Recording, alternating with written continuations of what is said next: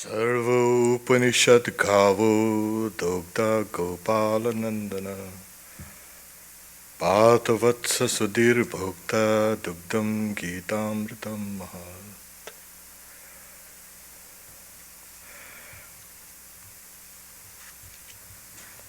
We are on chapter 2, verse 46.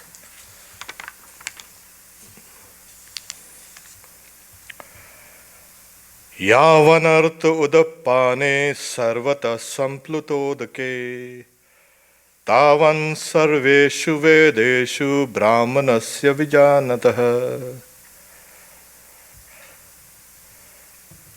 The translation is: a person of realization has that much need in all the Vedas as a person has in a well when there's a flood all around. You don't go to your well for water when there's a flood around.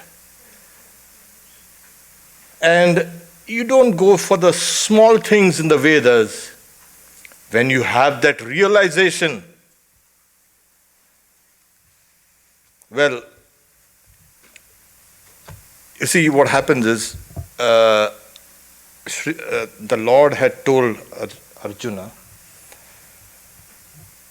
Hatova prapsasi swargam jitvava bhoksasyam. If you die fighting, okay, you'll attain heaven. And if you win, you'll enjoy this kingdom. So either way, you're a winner. It's a win and win situation, as I say. And he had kind of motivated him, you fight now. And later on he says, these ritualists, they speak so wonderfully, flowery words, that there is nothing higher than attaining heaven. But he said, be careful of those flowery words. Here he comes and says, all those things that were discussed in the initial part of the Vedas are useless to a person who has got absolute realization. Every scripture is a kind of an evolution of teachings. Starts with the basic teachings and slowly it evolves into higher and higher and higher ideals. There's no scripture that's flat. It's always an ascending scale. People say, oh, it is this, initially it was this and it is this. That means it has been written by people who never understood the evolution of the soul. As a soul awakens, it needs higher and higher and higher ideals. When you were all young, the toys that you played with are now meaningless. The ideals that you had, the values you held, kind of limited. You've outgrown them. Similarly here, he's saying the infinite, almost infinite results that the initial parts of the Vedas speak about, well, going to a place called heaven. The only difference between the heaven propounded by these sages was a kind of a temporary or a rest station. You need to come down again. Once you've exhausted your merits, and then you start all over again. It's a kind of a going and coming. At one time, the soul awakens. So what's this going and coming? I need something higher. I need something permanent. So whatever Sri Krishna had said to Arjuna, These are the various, you can say, motivations of people. Be careful. You are fit for yoga. And from now on, as you say, he is getting deeper into the subject of yoga. So, as I say, the word uses Brahmanasya Vijanataha. What is the meaning of Brahmin? Everybody criticizes these Brahmins, they are exploited and this and that and in India. But Brahma Janati Brahmana, the scriptures are very clear. One who knows Brahman is a Brahmin. Yes, that's the correct explanation or description. So, every society had an ideal, and that ideal was embodied in some people. In some people it was this goose-stepping, you can say, militaristic type of people. Oh, there are some people who like to have CEOs as the head of that. They dream about this. In India it was the ideal Brahmin where worldliness is absolutely absent and there's an abundance of spirituality. This is a man of God. So a man of God was the ideal for thousands of years. Fortunately, I have seen some of these people mentioned here. And it's not only just a kind of he is born in a kind of a Brahmin family. No, it's not just that. But Vijanataha means one who has realized the essence of the scriptures and he has realized reality. That is called a Brahmana. Now, for this person, will he want to go to a small thing like heaven? No. Why? There is a kind of a teaching in the Chandogya Upanishad, one of the Upanishads, says that if a person knows this manifested reality, it's called a Saguna Brahman, everything that people do virtuously gets included in that person. He becomes a kind of a repository of all our virtuous deeds. The knower of the self, everything comes down to him. He is in a kind of a very elevated stage of existence. For this person, do you want to go to heaven? Well, there was a Swami, well-known Swami, in one of his discourses is saying, well, I had a dream last night.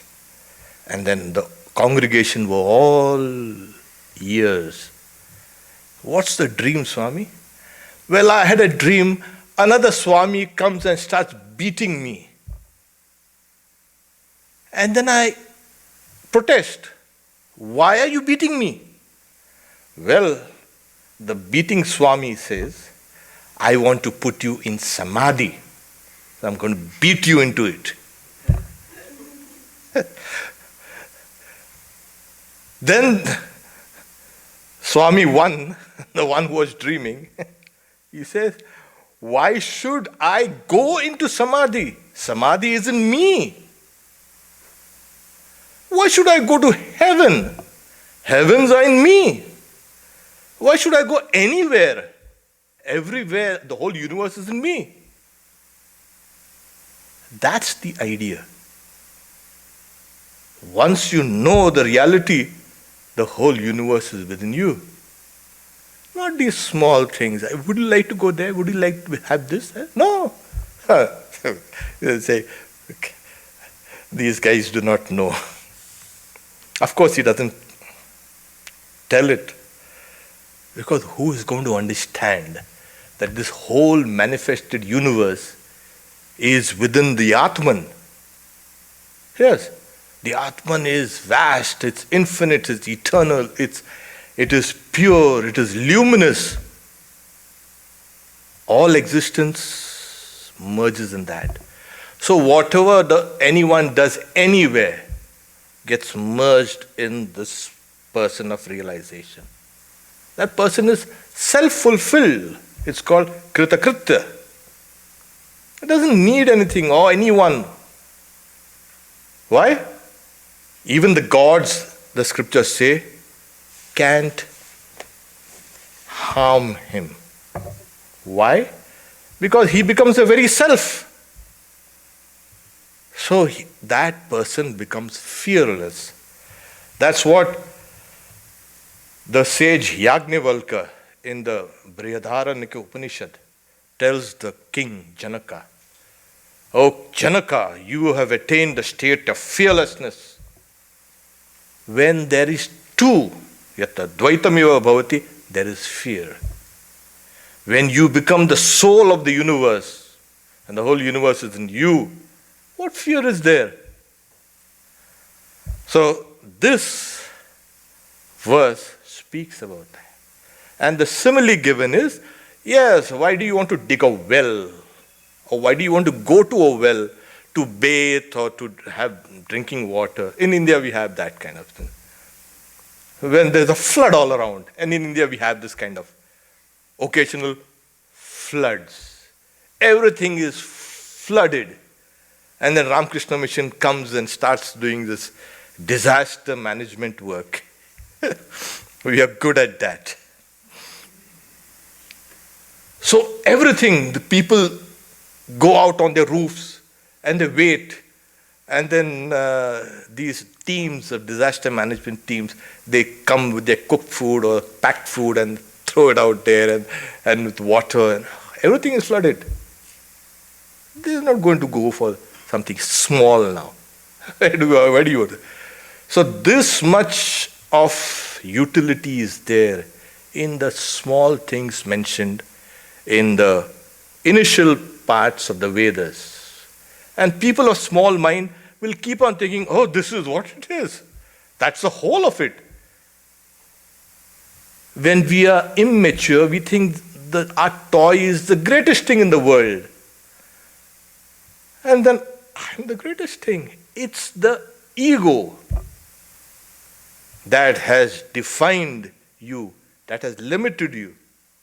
And until and unless, as Sri Ramakrishna says, there is a raw ego and a ripe ego. Kacha ami and paka ami. When you can include the we in the I, that is maturity. Till that time, it's just like we are like billiard balls, like one of our Swamis used to say. We are like billiard balls interacting. And then we get hit, and we get pocketed, and we are taken out, again hit. There we are, billiard balls. We don't enter into each other. That's because this is my space. Don't invade it. Yeah, whose space is it? Amazingly. The commentator, Shankaracharya, he speaks about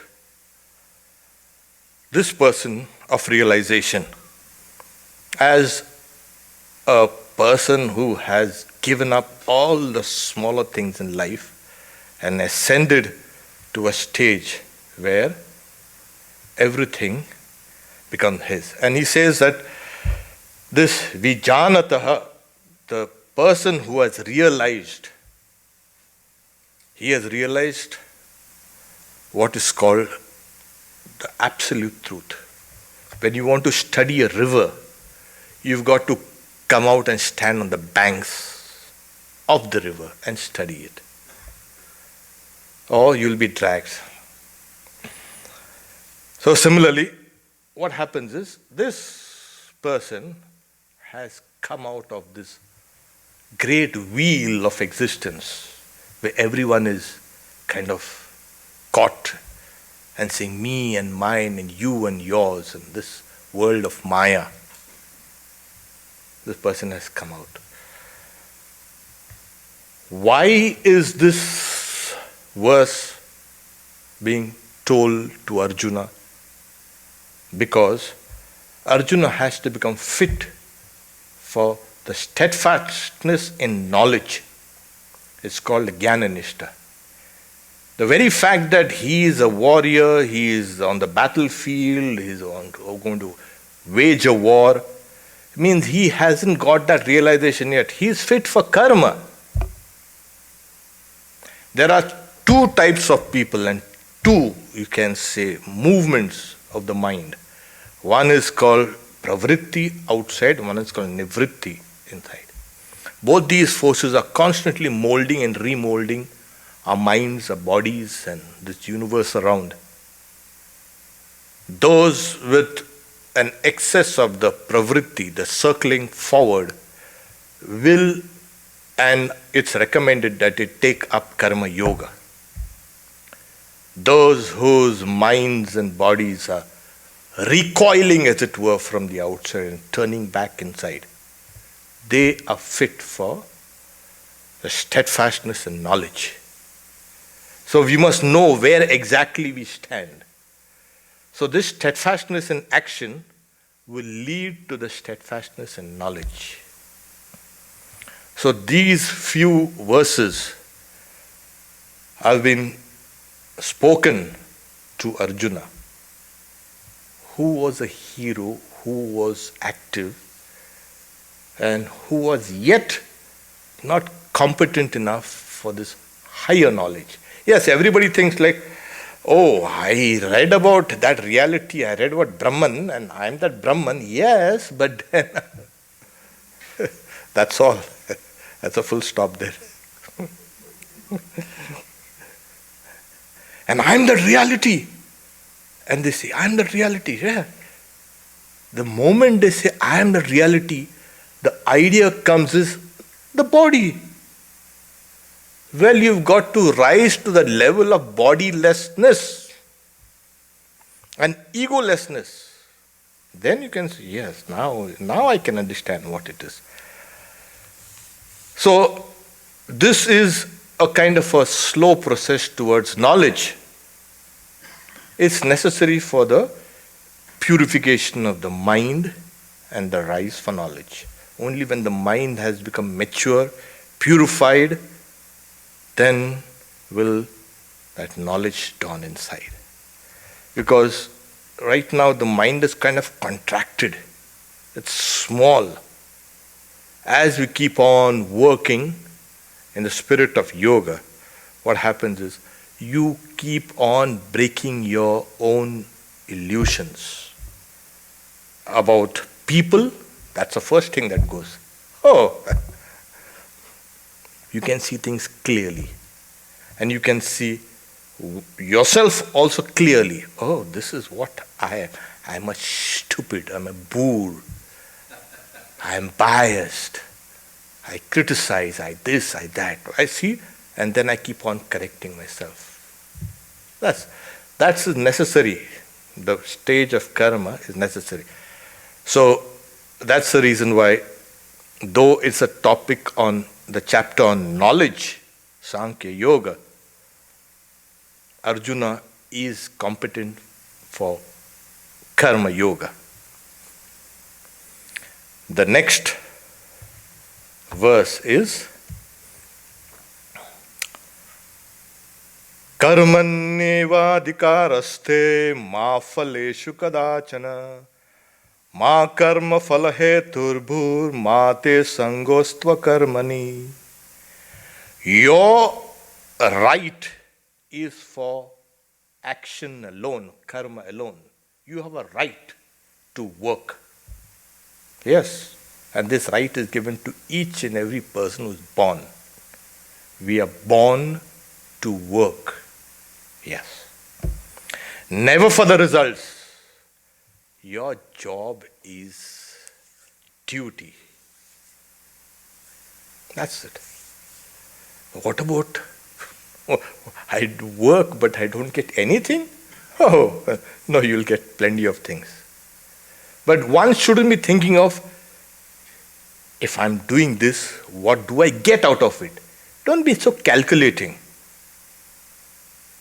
And Sri Ramakrishna, one time, when he was going down a busy street, a market street, he seen these small cubicle-like shops, like a hole in the wall, and people in that dark, dimly lit, you can say, space, they are doing business there. Kind of shops. And Sri Ramakrishna looking at, how can they live like that? It's like that. We are more or less always calculating. If I do this, I should get that. The calculating person never arrives at truth. So, saying your right is for action alone, never for the results. Then, do not become the agent of the results of action. I'll explain this. So if I'm not going to get anything out of this work, why bother? Why should I? I'll keep quiet. I won't take any responsibilities. I have no duties. He says, may you not have any inclination for inaction, but don't stop working. You work, don't be lazy. Keep on working. At the same time, don't be egotistical. I have done this. This is my work. Oh, see, this is my tree, this is my plant, and this is my building, and this is my this, my that, my this. Oh, I've acquired it through all these years of struggle and work and sweat and toil and tears. This is mine. And the children come and they... It's always like that. So this particular verse is so popular. You ask a small child also, can you recite any verse from the Bhagavad Gita? And this is what the child will recite. Karmanyeva adhikaraste ma phaleshu kadachana ma karma phala heturur ma te sangosto karmani. It's kind of, everybody focuses on this, but that's the least practiced.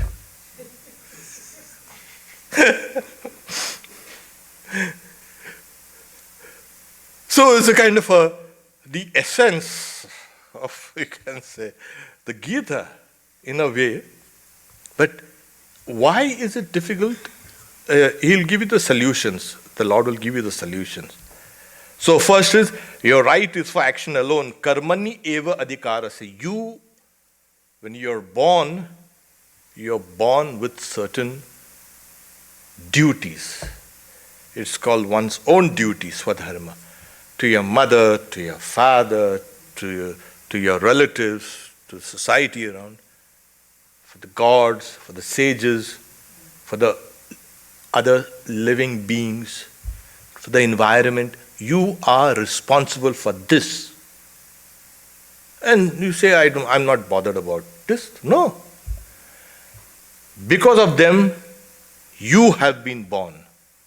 Your very existence depends on them. So you've got to give back what you have received from there. So you are born to work. Well, work. But where is the peace? Let's fly away from work and run to a cave, or run to a forest and let's sit down and meditate. That is another foolish thing that you have done. Don't do that. Because if you want peace, you will find peace in work, not anywhere else. A person who hasn't found peace in work will not find peace anywhere. He might go to the top of the Rockies, the top of the Himalayas, anywhere and meditate. Yet that mind will eat him up. All the unsatisfied desires, all the wrongs that a person has done, all the wrongs that person against whom things have been done, all those things become magnified in such a mind. So people say, where's peace? Where's peace? Peace. So we said, work. And that will break the bondages and one will attain peace. So here is saying, karmani eva adhika. You are competent, you have the eligibility for work alone, not for the results of action. Oh, I've worked so hard and yet I don't get anything.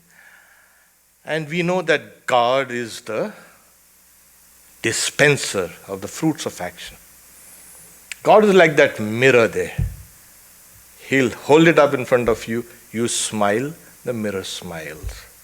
You frown, the mirror frowns. You take back what you've done. So I simply reflect back what you're doing. And I say, God is mean. God is deaf. God is a cripple. He doesn't see things around me. You're blaming everything on God. The idea of results are so strong that a person can't even think beyond oneself. A person is hungry. A person has fallen down. Won't you spontaneously go and lift that person up? Yes. Do you calculate, oh, that guy might pull me down and shoot me? No, you don't. You don't calculate like that. You go spontaneously and help that person. And the more one can do that without any sense of reward or punishment, one is getting more and more free. Because that's the carrot and stick that's been held in front of you. You do this, there, you'll get rewarded. Maybe not now, maybe after you die. Maybe you roll 5 times in the grave and then you get that. So, helping others becomes spontaneous. That person's heart has become large. He doesn't bother for who's going to praise him, who's going to blame him or her. I have done my duty to the best of my ability. That is enough. I get the personal satisfaction of exerting myself. And that's what Swami Vivekananda says. You've got to be a hero. He tells Swami Trigunatitananda, you fellow, you wanted to start this magazine, the Udbodhan, and now you are crying, you can't do it. And he scolds him left and right. And why? His own brother disciple, he said later that he wanted that heroic spirit to be within them. Only the hero can be virtuous. The word is veera. The old word for in Sanskrit is veera. Only a hero is virtuous. A person who is not heroic, he is immoral. He or she is immoral. So this is what it is. You've got to heroically, day after day, year after year, work in this world. Because you're part of the whole. And your work benefits others. Others' work benefits you in a way. You don't have to bother about it. Somebody is working to keep these lights running and this air conditioning on. We don't see those people, those things. There's a huge chain of people who are working. And yet we say, put on the lights and put on the fan and put on the air conditioner and put on this. You don't see the whole chain. So our lives also is part of that massive chain of work. And that is where the Lord says, you have a right to work, not to the results. And don't be lazy. You say, that is, you take responsibility. You keep on working. If you don't get anything, no, you will get at least peace of mind you will get, in work. So, he dissuades Arjuna from being inactive. He dissuades him from seeking results of the work.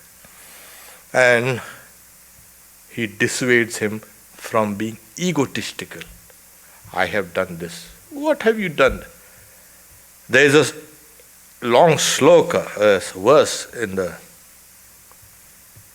one of the scriptures, that people, emperors, kings, whom the earth used to tremble, they have all vanished like dust.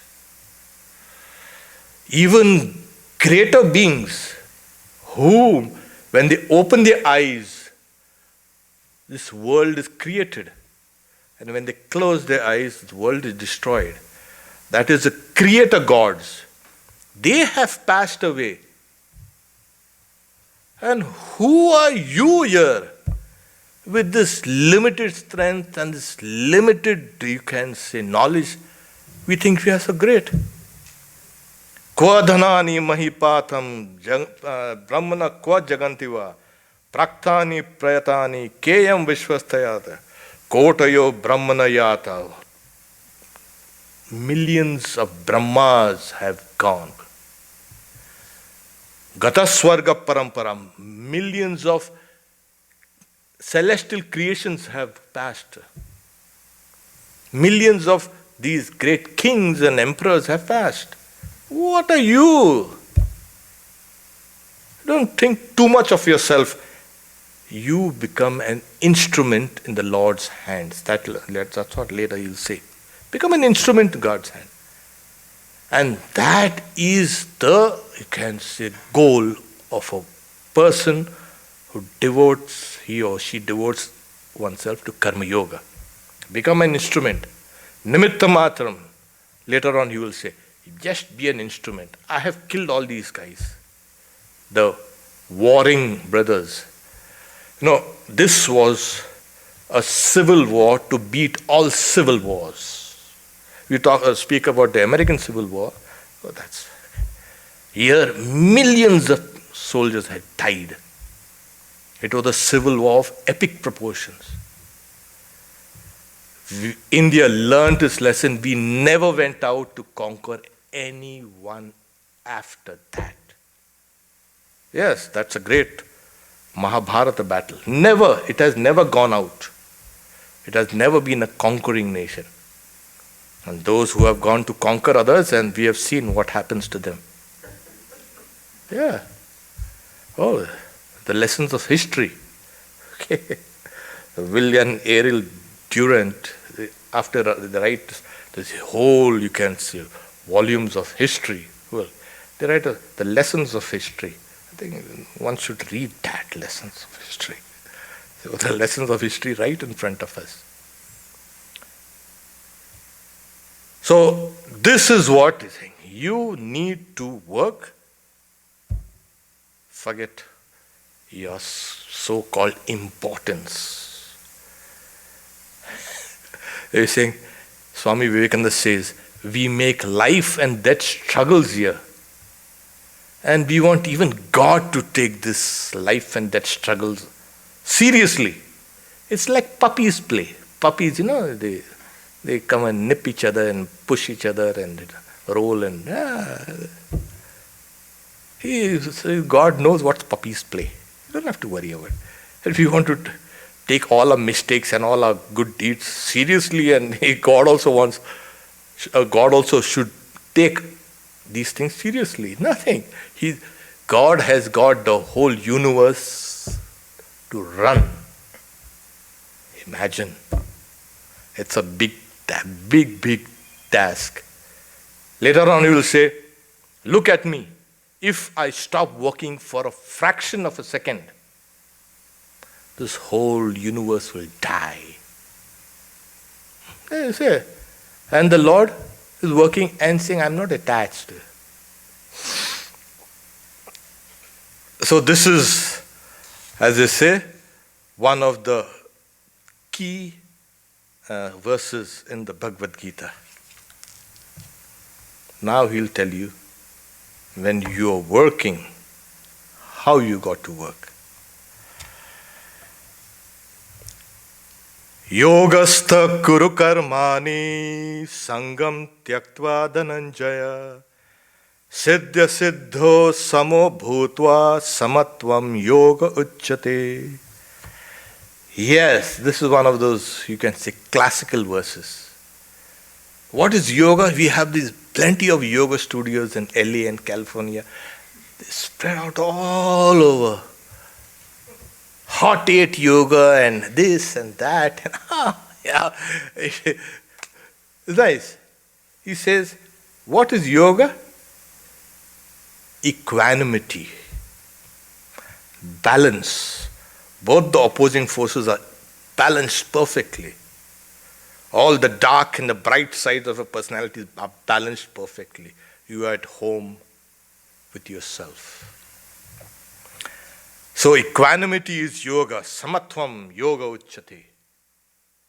So he says, in this, you can say, state of mind, a balanced state of mind, saying yogastha, that's a balanced state of mind, perform work.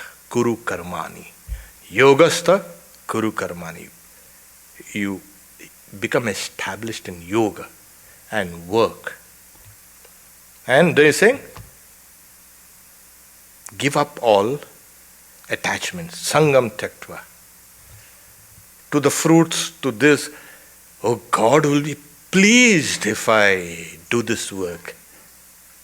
Even that is one form of bondage. You do it for God. Whether it's pleased or displeased, that doesn't matter. And then he said,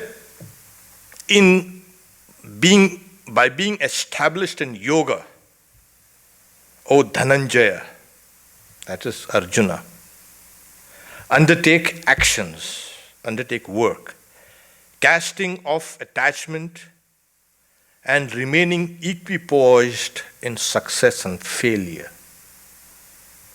Equanimity is verily yoga. So when we work, sometimes we are successful, sometimes we are unsuccessful. But does non-success keep you away from work? It shouldn't. These are part of nature. Sometimes you will get what you're working for, sometimes you won't get it. Let that not bother you. These things are, and we have seen life keeps on moving ahead. We've seen many things, we've done many things. Sometimes we've just discarded things off. As of now, no consequence. Despite all the problems in society and all the air that evils human mind is kind of oriented towards, yet humanity is progressing. Yeah. So what do we keep on discarding the small, the useless things, and we don't need to sit down and mope and moan and wail, oh my God, I have failed, I'm a failure. So rise up and fight. He has used an epithet for Arjuna as Dhananjaya, one who has conquered wealth. When an emperor has to establish himself, that emperor sends his people to the neighboring small kingdoms so that they will submit to this emperor. And if they do not, a war is waged and all the money, all the wealth is brought to the emperor. So how do they do it? They have a nice way of things. They used to perform a horse sacrifice and let the horse freely roam for 1 year. And wherever the horse goes, that place belongs to me. And anybody who challenges the horse with the, you can say, infantry and the cavalry, will have to fight. So, after 1 year, the horse is brought back, and wherever the horse has roamed about, that belongs to the emperor. And then there's a horse sacrifice, a huge horse sacrifice called a Raj. Only the kings could do that. Ashwamedha Yajna. Ashwamedha, the horse sacrifice. It used to be performed by emperors. So, when his elder brother Yudhishthira, who was a very saintly king, he became the emperor, Arjuna had gone around and subdued some of these smaller kings. And they all knew that he was a hero. It is just kind of trying to send him a reminder. You are a heroic soul. You have subdued all these small kings. That's why it's called Dhananjaya. So here he's saying, don't bother about all these small attachments. You work with a balanced mind, giving up of attachment, and be equipoised in success or failure. What is yoga? Yoga is an equanimous state of mind. Simple as that. If a mind is turbulent, you're not in the state of yoga. Yeah. Suppose I do a headstand. Is not that yoga? No, that's not yoga. Well, it may help you after 1,000 years.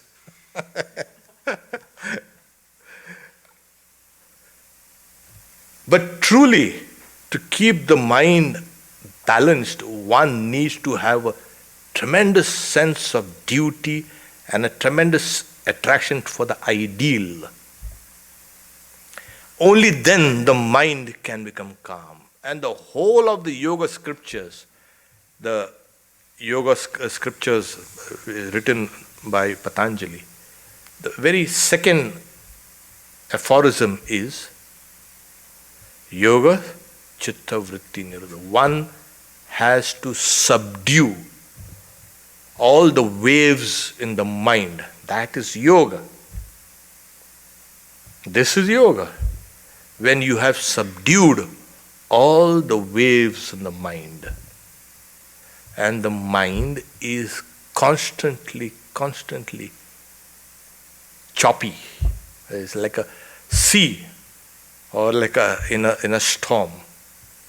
Huge waves of anger, waves of grief, waves of lust, waves of envy. These waves are constantly tossing your peace of mind, tossing it away to high heavens. So subdue all those. So let's take for example, after the storm, the sea becomes placid and calm. And you wonder, was this the storm-riven sea? Everything is calm, the sun has come up, the skies are blue, the waters are perfectly still. This is what is called yoga. So to keep, Swami Vivekananda gives an example. It's very easy to let go the reins and let the horse run away. Well, it'll take you into some bramble bushes and all this. But it's difficult to hold back the horse, pull at the reins and hold. It needs greater strength. So this is what you pull, keep on pulling. That is what is yoga. Keep on pulling. So this person does not bother about success and failure. Keeps on working, and that is what is saying. Yogastha kuru karmani. By being established in yoga, O Dhananjaya, that's Arjuna, undertake karma, casting off attachment and remaining equipoised in success and failure. Equanimity is called yoga. So this is one of the first explanations we get of what is yoga.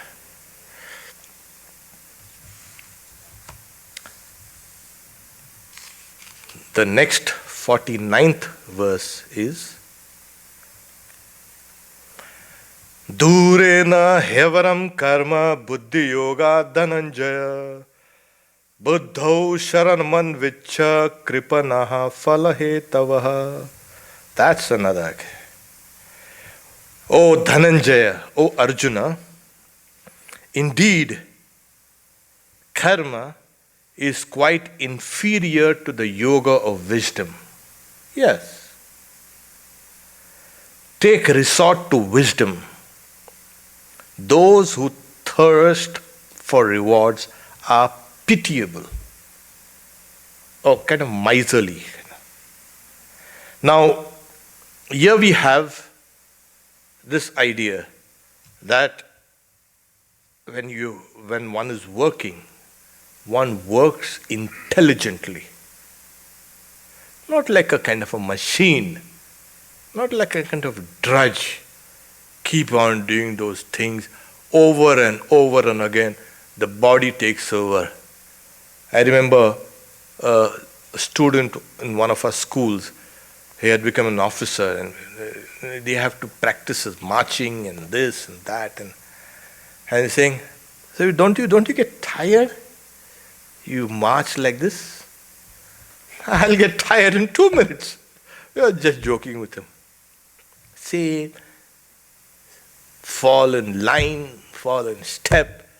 Everything has to be perfect, like an automaton. Well, he's saying, we detach our minds from the body, and the body keeps on flowing. You won't even feel tired. It's practice first, and then, as I say, the ball keeps rolling. So we engage our minds with something else. We don't think about the movements. It's become automatic. That's the idea. When we are working with anything, let the karma flow down through your body. But keep a kind of alert watch over all actions. So that's what he says. Action is quite inferior to the yoga of wisdom. It's called buddhi yoga. He'll explain. In fact, Sri Ramakrishna also speaks about abhyasa yoga, the yoga of practice. But that has to be complemented with a kind of an intelligence and alertness or wakefulness. Because most of our actions are subconscious. Yesterday we were reading in Swami Trigunatita's life. So he had to undergo an operation. And he tells the surgeon, "You don't need to anesthetize me." And in those days it was chloroform. Put this guy in that guy's hat and they do the operation. Yes. So you don't, no, it's quite painful. Yeah, it's okay. And Swami Trigunatita was alert and curious also how the surgeon is going about his task of surgery. It's not only a kind of a fortitude or forbearance. This kind of pain is not just, you can't bear this pain. These people could withdraw their minds from the body. Same thing happened with Swami Turiyananda, a big carbuncle which the doctor has to operate, and he said, "Okay, you don't need to give me anesthesia." And they, without anesthesia. And the next day the doctor comes to dress the wound, and Swami Turiyananda was not aware. He just touches it lightly, the wound, and ow! Yesterday you went through a huge operation without anesthesia, without a murmur. You now felt it. And today I just touch it in. Well, my mind is in the body. You tell me, I'll pull it out. And Sri Ramakrishna also, when Swami Advaitananda was cleaning his sore in the throat, Sri Ramakrishna felt kind of, pain, and he cried out. So I'm not going to do that. I'm hurting you. Okay, wait. Now you do it. He pulls his mind away from this, and then Advaitananda cleans it. So it is possible to detach yourself from your body, from your actions. But this is what is saying. Take resort to wisdom. Yes, it is a wisdom that saves us. Not just book knowledge. Like yesterday I was saying, all these things are lies. All what is written in the law. Sab jhoot hai. That Swami who wanted to undergo surgery and saying that, yes, I'm the Atman, and I'm beyond all pain, I'm infinite, weapons cannot cut me, wind cannot dry me, water cannot wet me, nainam chindanti shasvani, all these things. And when the surgeon comes, the scalpel, he was strapped to the bed, he broke the straps and ran away. That's what Sri Ramakrishna says. If you teach a parrot to say Radha, Krishna, the names of God, he'll keep on repeating. But when the cat comes there, the parrot has forgotten all the names of gods, and it will squawk like a parrot. So when the crunch comes, when the test comes, I'm just a mere human being. You've forgotten your divine nature. This is said, take resort to wisdom. And what's the wisdom? Yes, we are by nature divine.